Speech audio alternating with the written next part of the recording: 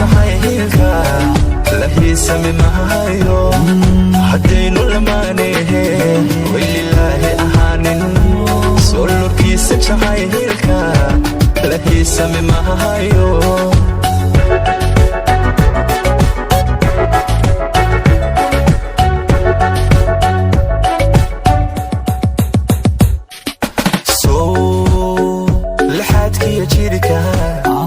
labnaaday ahaanin soo isla'aanta qudhayda maloodani waay soo laxaadkiya jirka labnaaday ahaanin soo la'aanta qudhayda alla maloodani waay